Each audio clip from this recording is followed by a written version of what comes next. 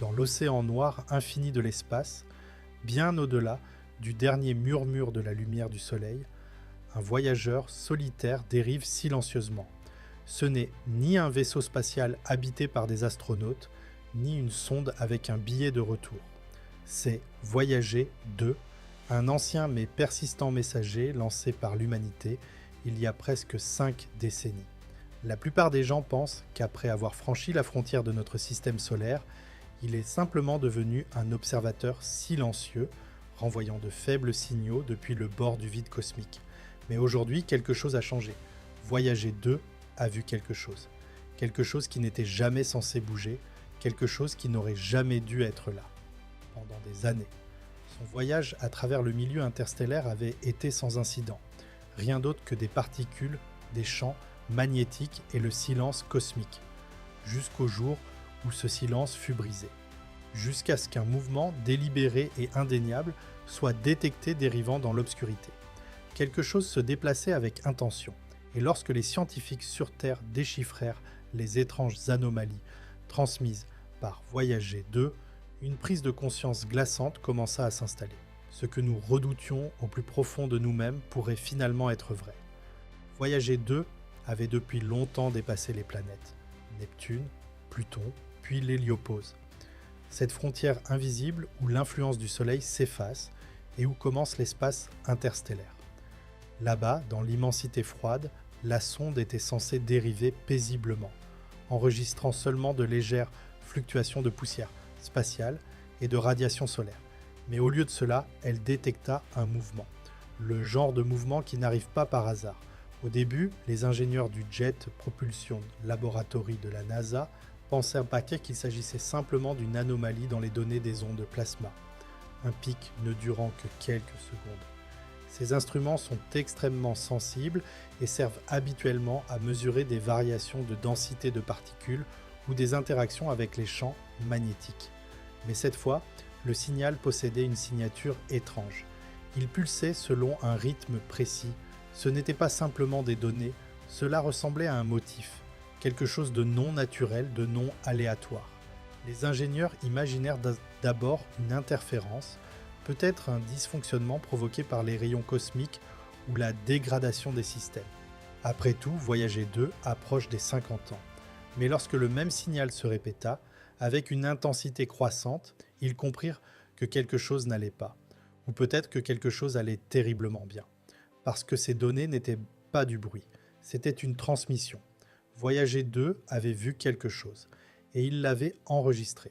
Quand les données furent nettoyées et analysées, un détail apparut, provoquant une onde de choc dans toute la communauté scientifique.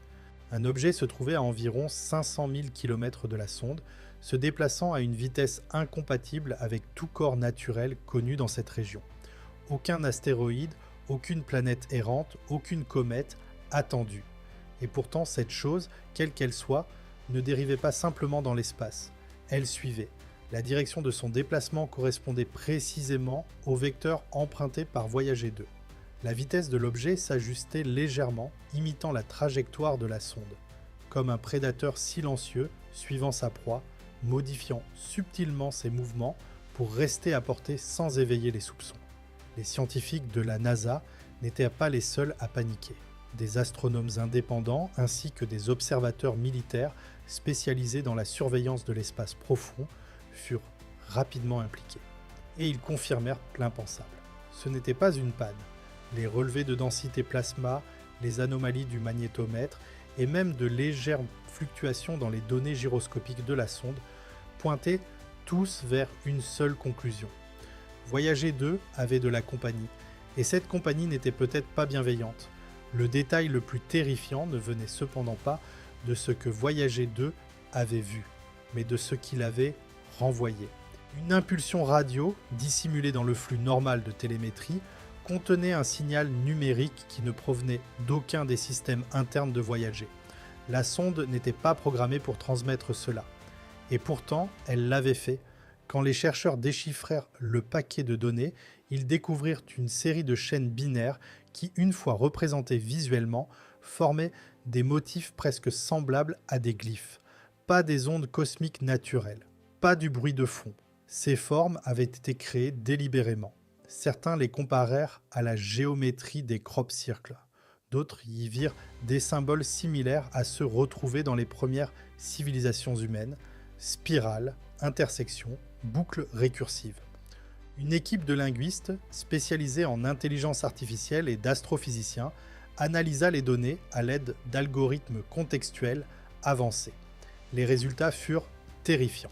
La structure du signal correspondait exactement à ce que l'on attendrait d'une transmission intentionnelle, pas venant de voyagers, mais de quelque chose d'autre, quelque chose qui avait soit piraté le flux de transmission, soit réussi à s'y intégrer.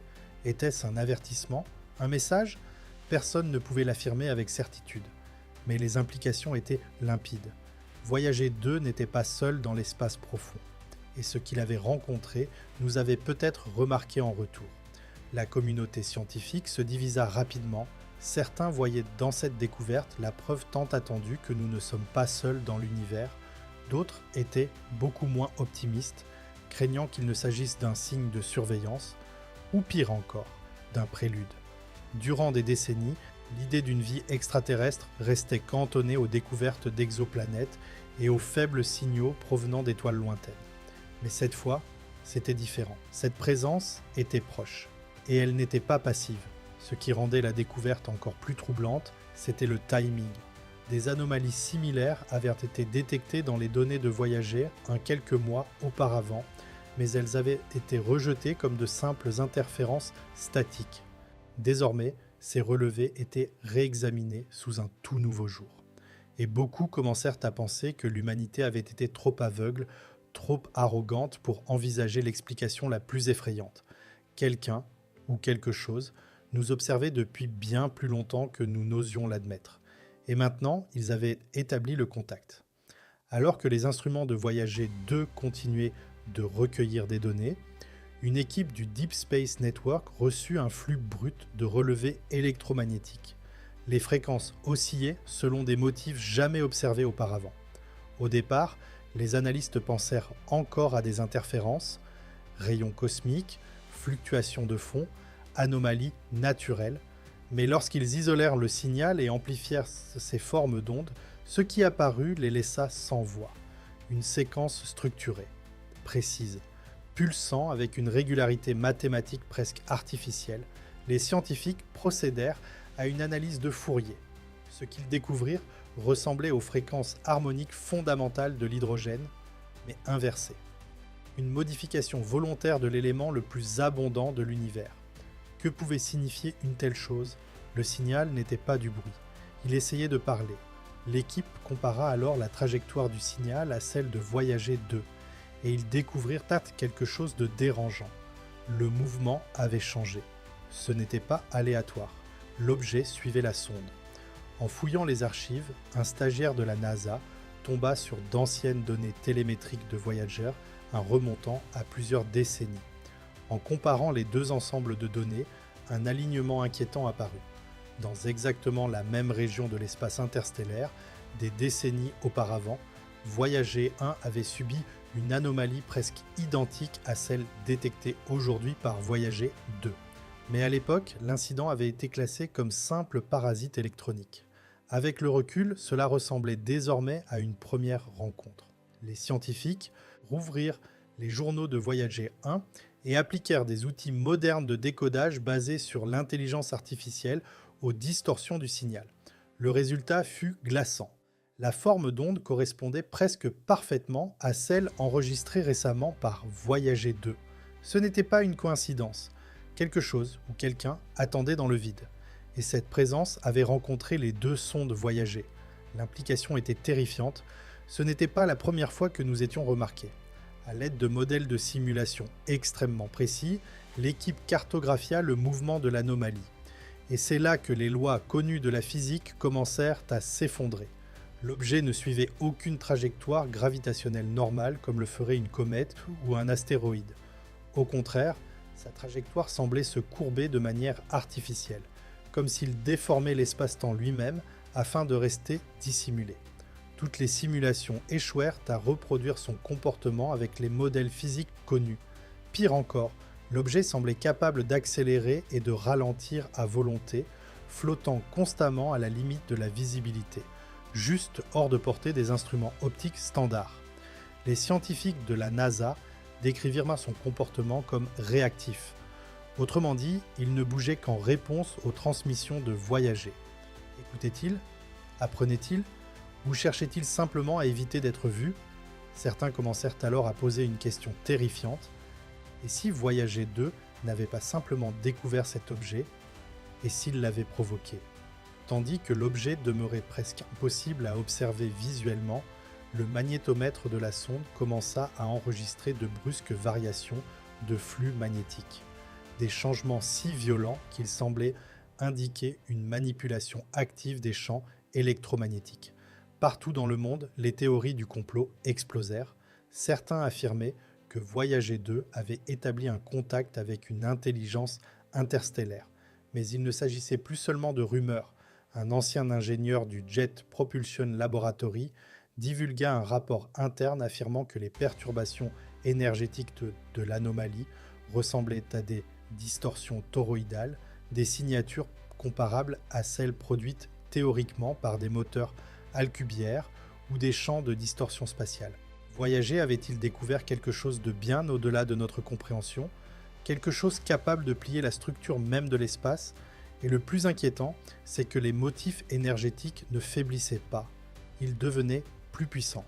Chaque impulsion, chaque onde semblait résonner avec une vérité terrifiante. Nous ne sommes pas seuls et nous ne l'avons jamais été. Pendant ce temps, sur Terre, des événements encore plus inquiétants commencèrent à se produire. Des radiotélescopes au Chili, en Australie et en Afrique du Sud détectèrent de faibles échos répétitifs correspondant exactement à la fréquence déformée enregistrée par Voyager 2. Ces signaux étaient presque imperceptibles, enfouis sous le bruit du rayonnement cosmique de fond. Pourtant, ils partageaient une caractéristique alarmante, ils pulsaient en parfaite synchronisation avec les délais de transmission des signaux envoyés par Voyager 2 depuis l'espace profond, comme si quelque chose, là-bas, imitait les activités de la sonde. Les analystes surnommèrent ce phénomène l'impulsion fantôme. Les tentatives de triangulation échouèrent toutes. Mais une chose devint impossible à nier. Il ne s'agissait pas d'une anomalie localisée. Quoi que ce soit, cette présence avait trouvé un moyen de projeter son influence à travers d'immenses régions de l'espace simultanément. Et ce schéma n'était pas seulement intelligent, il était stratégique, comme s'il avait été conçu pour être remarqué, mais uniquement lorsque l'humanité serait prête. À partir de ce moment-là, les discussions dans les cercles scientifiques classifiés changèrent complètement. La question n'était plus « qu'est-ce que c'est ?», mais plutôt « pourquoi maintenant ?» Voyager 2 dérivait silencieusement depuis presque 50 ans. Sa mission était censée s'effacer lentement dans le décor cosmique. Mais soudain, précisément au moment où l'intelligence artificielle et les technologies de décodage quantique atteignaient un niveau de maturité inédit sur Terre, l'anomalie avait répondu. Était-ce une coïncidence ou une invitation? Certains théoriciens avancèrent une hypothèse encore plus troublante. L'objet ne réagissait pas seulement à la présence de Voyager. Il réagissait au progrès technologique de l'humanité. Comme s'il avait attendu en silence, observant notre évolution jusqu'au moment où nous posséderions enfin les outils nécessaires pour comprendre son message. Puis il avait décidé de se révéler. Les gouvernements imposèrent discrètement des coupures médiatiques. Plusieurs observatoires privés furent soudainement fermés. Certains chercheurs spécialisés en intelligence artificielle auraient même été retirés de leurs projets sans explication officielle. Et derrière des portes closes, une question revenait sans cesse. Voyager 2 avait-il déclenché le premier contact? Ou avait-il réveillé quelque chose que nous n'aurions jamais dû découvrir? Finalement, Voyager 2 n'était plus simplement un messager envoyé par la Terre. Il était devenu le déclencheur d'une révélation capable de briser notre sentiment de solitude cosmique. La mystérieuse structure en mouvement, les transmissions miroirs, les fréquences codées. Aucun de ces phénomènes ne correspondait au cadre rassurant de la science humaine. Quelque chose ou quelqu'un se trouve là dehors, pas à des milliards d'années-lumière, mais cachés dans les ombres de notre propre système solaire, observant, attendant, et peut-être le plus terrifiant dans toute cette histoire, ils ont choisi ce moment précis pour répondre. Pas lorsque Voyager a été lancé, pas lorsqu'il a dépassé Neptune, mais maintenant, au moment exact où notre espèce a atteint le seuil technologique nécessaire pour comprendre. La question n'est donc plus de savoir si nous sommes seuls dans l'univers. La véritable question est, qu'avons-nous réveillé ? Restez vigilants, car cette histoire est loin d'être terminée. Le prochain signal pourrait arriver à n'importe quel instant. Et la prochaine découverte ne changera peut-être pas seulement notre compréhension de l'univers,